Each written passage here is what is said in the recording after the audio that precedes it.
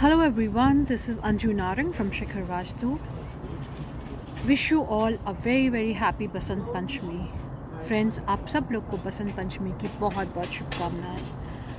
बसंत पंचमी 5 फरवरी 2022 को फॉल कर रहा है और ये दिन माँ सरस्वती का दिन है. इस दिन भगवान कामदेव की भी पूजा की जाती है. इस दिन को हम ऋतुराज भी कहते हैं. बसंत का मतलब है ब्यूटी, सौंदर्य. इस दिन प्रकृति भी चारों तरफ एक सौंदर्य फैला देती है.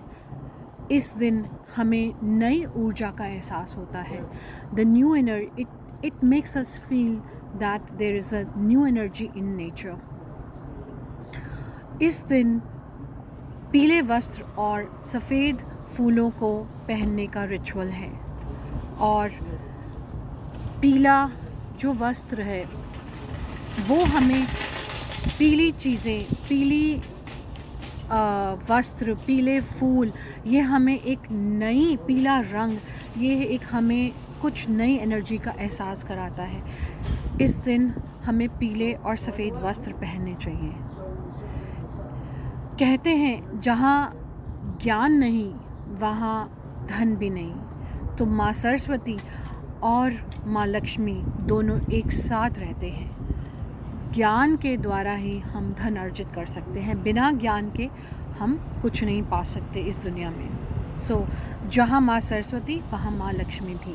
तो ज्ञान के द्वारा हम धन भी अर्जित कर सकते हैं. इसलिए भी इस दिन का बहुत महत्व हो जाता है.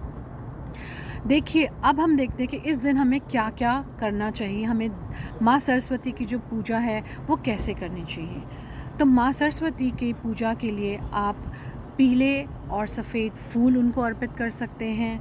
इस दिन आप माँ सरस्वती के साथ साथ जो म्यूज़िकल इंस्ट्रूमेंट्स होते हैं उनकी भी पूजा कर सकते हैं. इस दिन आप किताबें, बुक्स की पूजा कर सकते हैं. कुछ किताबें और कुछ पेंसिल्स लेकर के माँ सरस्वती को ऑफ़र करें. इस दिन आप कुछ किताबें और कुछ पेंसिल्स किन बच्चों को भी ऑफ़र कर सकते हैं. उन बच्चों को जा कर के डोनेट करिए, उसका बहुत ही आपको बेनिफिट होगा.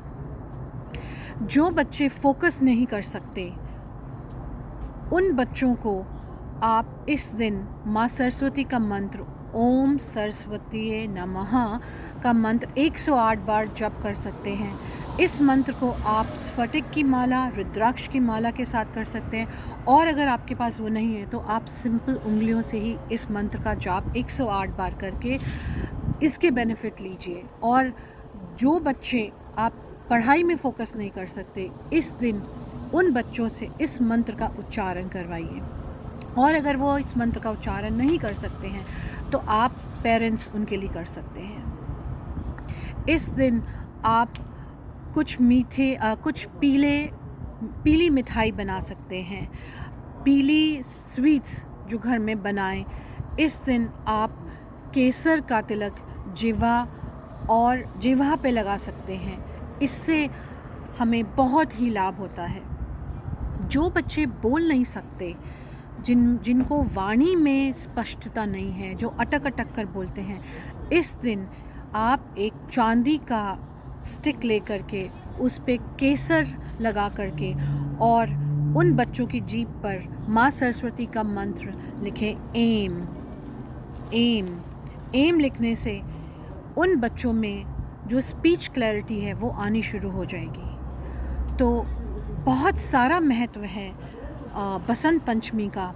आप भी इस पर्व को बहुत ही अच्छे से सेलिब्रेट करें और जो मैंने इसके बेनिफिट्स बताए हैं उनको फॉलो करते हुए इस दिन का लाभ उठाएं.